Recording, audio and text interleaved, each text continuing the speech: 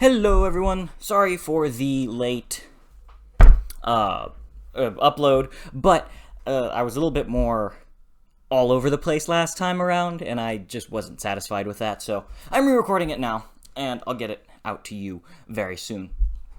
Now, I'm going to go ahead and jump straight into what I have been reading. So, I'm currently reading is 3 books. God, I know. This is such a bad habit for me. Silver Crystal is the first one.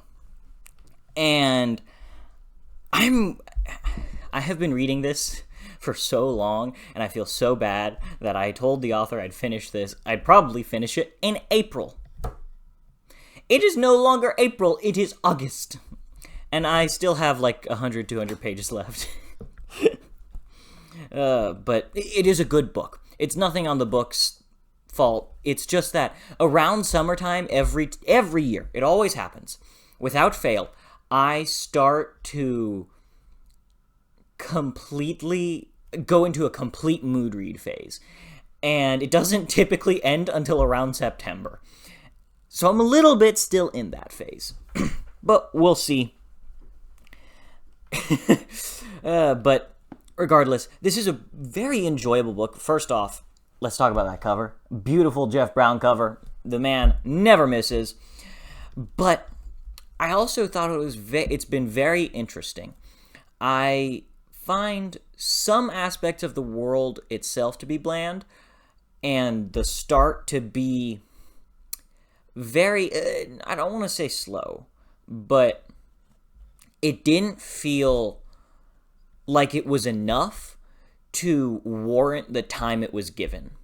So at the start, we were following this cast of little band of characters, and I did definitely feel like if we're going to go that route of we're going to really learn about these characters in the first place before they move out of the story, I feel like it's important that we really get to know this band of characters.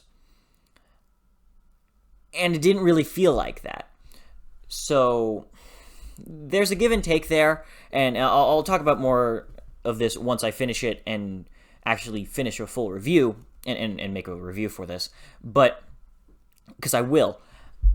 But for the most part, I have a couple qualms here and there, but there are sections of this book that are just outright enjoyable to sit down and read. It's lighter in comparison to what I typically read, so it's a nice break. It is genuinely, like, if you want to take a nice break, support an awesome indie author, and just have a lighter break from this huge epic fantasy. And I'm sure this does evolve into a more greater epic fantasy eventually, because, I mean, it's like a 5-book series, I think.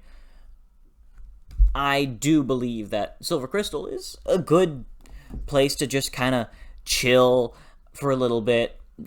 Don't expect it to stay that chill, but it's a nice, thoughtful read. How about that? Those are my initial thoughts, and I'll talk about it more in a specified review for it. But that's all I got to say for the Silver Crystal. Really digging it, but mood reads and just my natural tendencies are pulling me away from this and pulling me back to it. So I'll finish this at some point soon. Now, what else do I have? So I'm also listening to Destiny's Conflict. And man, I need to finish it, but I'm a little busy in real life right now, so it's been a little bit put on hold so far. I loved Initiate's Trial, and this one is just as good. And look at that beautiful cover. That cover is just absolutely stunning, and I cannot get my eyes off it. Like the water, just look at the way she does the water there. I don't think you can properly appreciate it at the screen, but oh, it's just stunning. And the start it's a very interesting start. I'm very excited to see where this goes. And I have no idea where it's going to go. So I'm sure it'll be an absolutely fantastic ride. But the audiobook has helped me so much. Like, when I normally read Jenny Wirtz, I have never had this much trouble reading any other author but Jenny Wirtz. And again, it is not her skill as a writer, of course. She's a brilliant writer. In fact, I would say she is the most masterful writer I've ever read.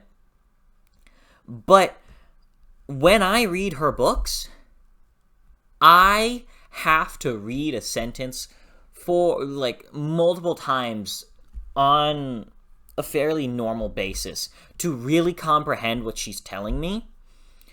And sometimes that can be a little frustrating.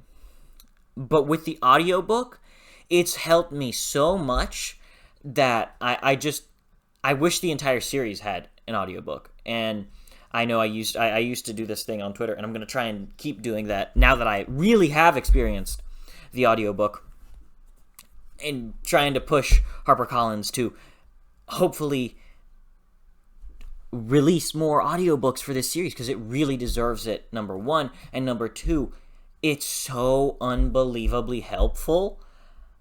Like, if you can immersion read with this series, it flies. It's a much smoother ride for me. And I can be certain that for some people, it can also just really help them out on their journey for reading Wars of Light and Shadow. Now, that's all I got to say for Destiny's Conflict, since I haven't read much of it. Now, my other current read, and then I'll talk to you about the one book that I have read, is Sordaneon, or Sordaneon. I really have no idea. And this is a political thriller, but it also has it has such cool ideas. Like, this world, I don't want to say it's ruled by, but in the middle of it all is essentially a machine that is a god. And that's fucking awesome in its own right. And you have all these different factions vying for control of this god, and how this god, of course, it has its own will, so it's doing its own things, and it's affecting things on its own, and humans are trying to push it and pull it in one direction and then in the other, and it's so fascinating. I love this thing. It's truly fascinating, and I got to a really great turning point right before starting this video.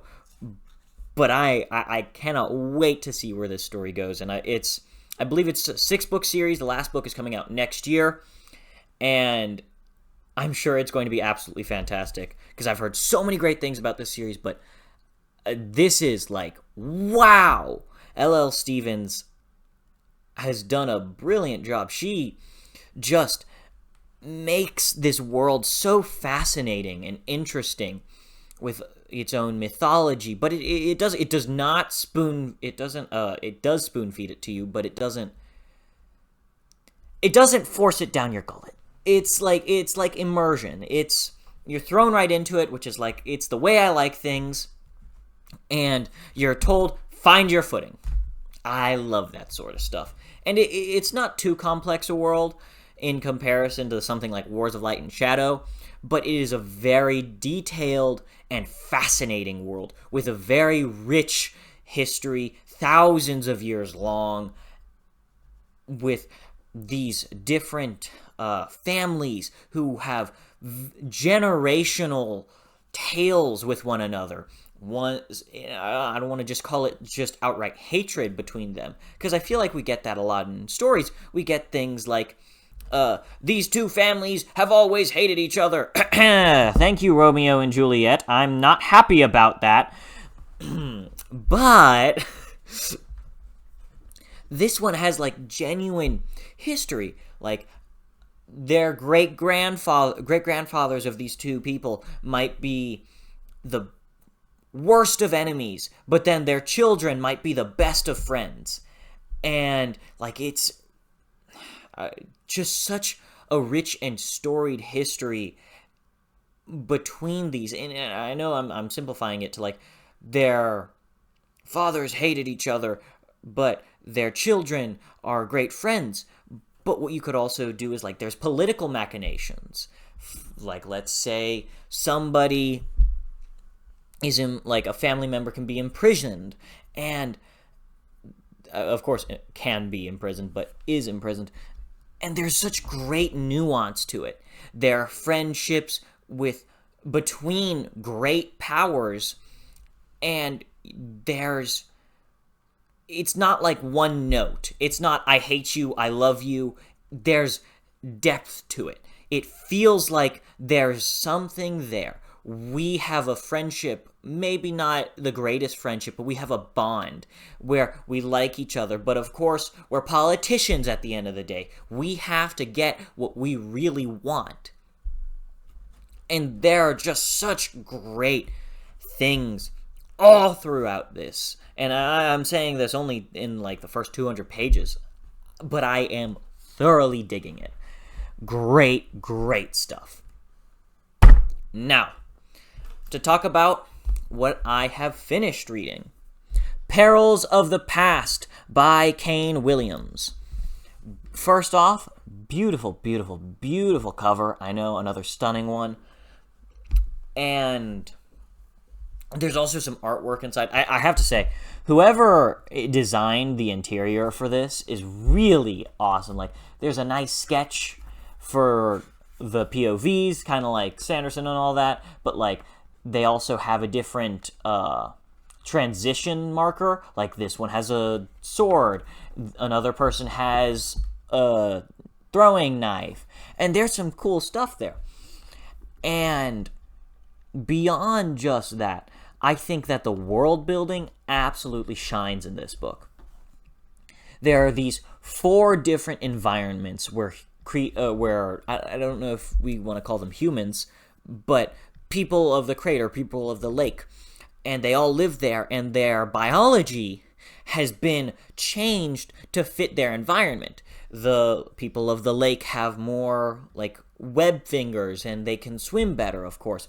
And then the people of the crater have something, I don't really know, they just look like normal humans to me.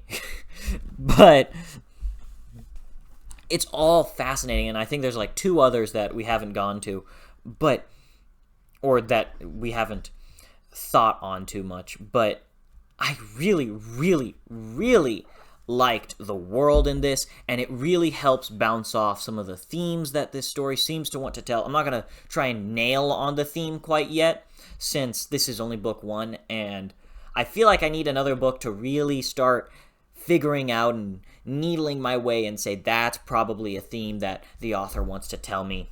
Same with Silver Crystal.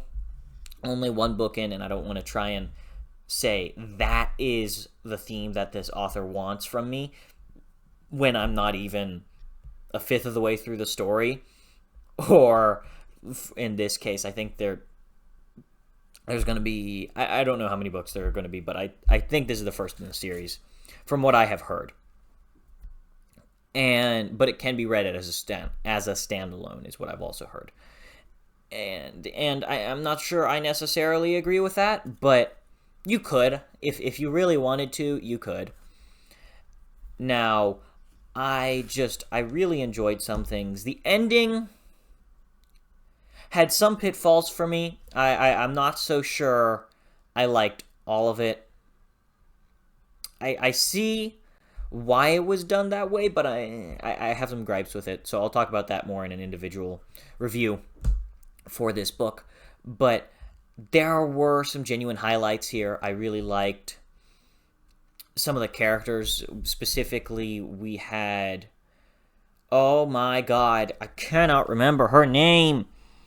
I'm sorry, Antarna. I really liked her and her struggle where she learns of her past life. So in this world, the people are essentially reborn. Their souls are taken to their heaven, and then they're brought into a new body to learn something that they didn't before.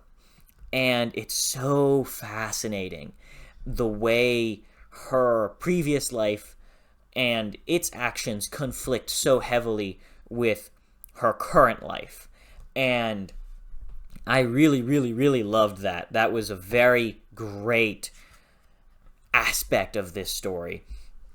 And so I don't have much more to talk about outside of spoilers. I'm not going to talk about it too much more. And now to talk on my TBR. So Also, I should say, Vinland Saga, I have not gotten too much into. I haven't continued it all that much. But I did have a great time when I was reading it.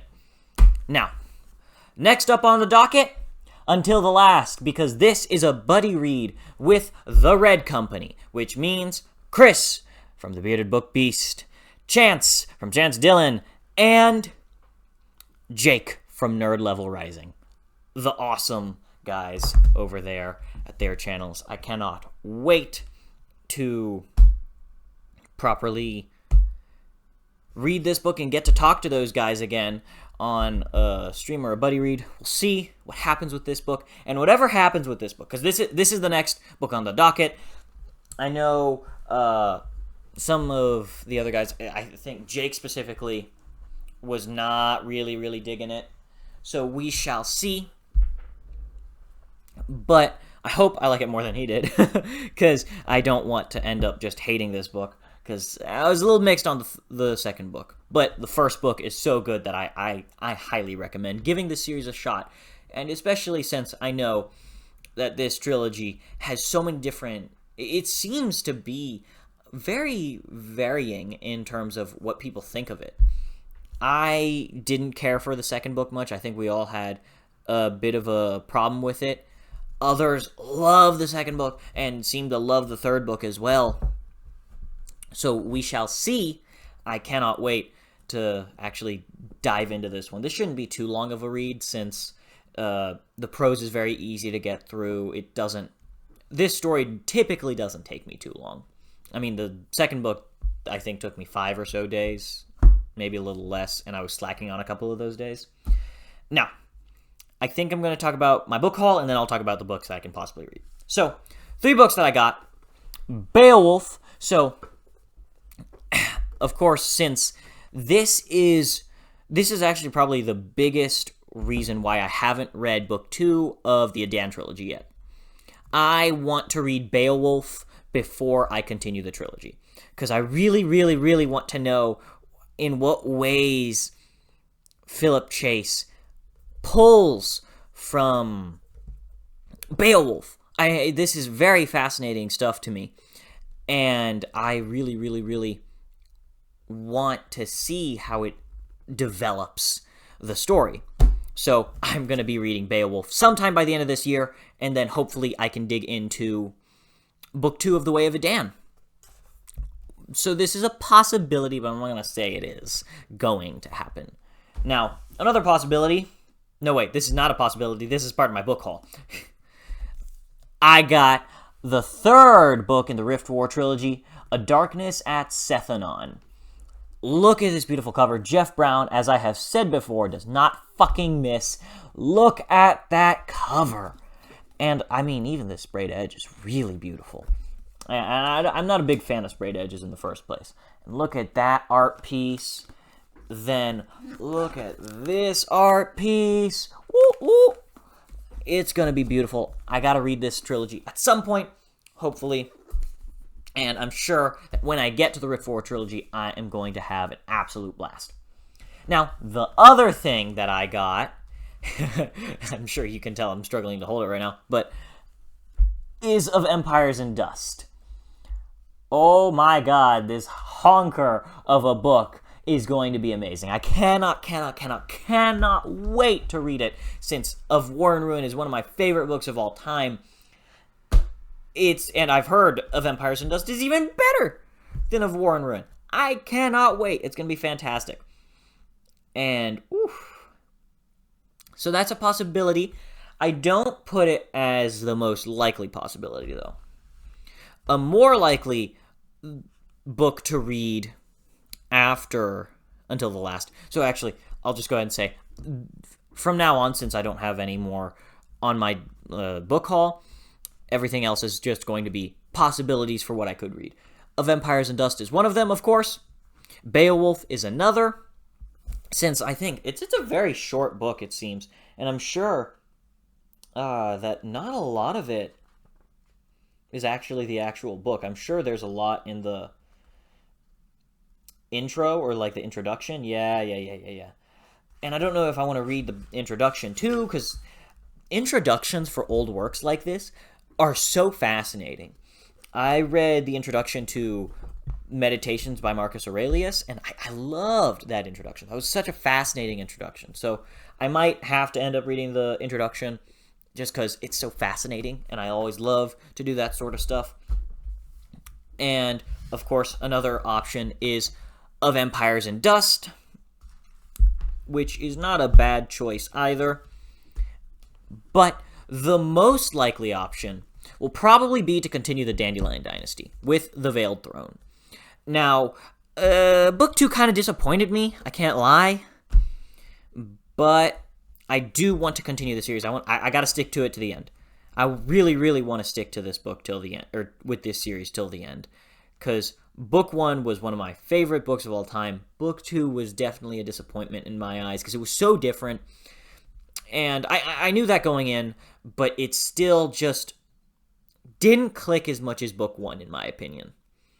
I loved the narration style for Book 1 so much, and it felt like a little bit of it was definitely lost in Book 2. And I don't think we're getting it back. I have no beliefs that it's going to come back. So, this is a possibility, and the reason I say it's only a possibility is, let's say, worst case scenario, I hate Until the Last. I really, really don't like Until the Last. In which case, I'm probably not going to be ready for a 1,000-page honker like The Veiled Throne or Of Empires and Dust. In which case, no, I'm not going to be reading The Ice, but this is another possibility. If that happens, I will probably read either The Ice or Queen Amid Ashes. Then, after one of those two novellas, I still haven't decided which one I want to do, I would probably read Ascendant. And the reason for this is I love this sort of book. I love just books of this style. And they tend to be more lighter reads for me, since when I read a book, when I read a normal book, in my head, I should say, it tends to be dark as fuck. And it tends to be very serious. And while I'm sure this is going to be a little dark, a little serious, I think that it's going to be lighter than if I read Of Empires and Dust or The Veiled Throne. Not only in terms of actual substance, but also something like page length. This is only 520-ish pages. Only comes from my mouth, by the way. Because I'm typically reading like 700-800 behemoths. So this would probably be my read alongside like a quick finish up of, where is it? Silver Crystal, it's somewhere down there. Just because if I don't like Until the Last, I need something to pull me out. I need something nice, a little fresh, and Ascendant, from what I have heard, is going to be one of those series that is like, it's nice to dive into. It's one of those series that's just, I don't know how to describe it. There's a certain type of book that when I read it, it's like, this is alleviating from any like bad, any poor taste that I have in my mouth from a disliked book. And like a nice dragon writing novel with a beautiful cover that's only about 500 pages really feels like it can do it for me. I think it's the cover. It's just drawing me in. And I know I could say, oh, it's because it's a dragon writer book. But you know what you could do? You could just have the argument of, yeah, so is this book. This book's a dragon writer book. Yeah, I know that, but it's 1,000 goddamn pages. And it's a huge epic. And I'm sure the Songs of Chaos is also an epic, but it feels like it's going to be a little different. I don't know how to explain it. But I probably should learn how to explain it. I'm not going to, though. Now, I think that's all I've got for today. There is one thing that I will be trying to do. I will be trying my damnedest to attend and get a ticket to the Sun Eater Con. that's happening, or I don't know if it's Sunny or Con or whatever, that's happening in Raleigh, North Carolina. That's going to be an absolute blast. I cannot wait. I have to be there. I just have to. For Shadows Upon Time, for peak fiction, I gotta go. I just gotta go. For the finale to peak fiction, I gotta be there. It just has to happen. Now, I think that's all I've got for today. Tell me, what have you guys been reading? What have you been up to? Have you read anything good? Hopefully, nothing bad. Now, hope you all have some absolutely fantastic reading, and I shall see you all next time.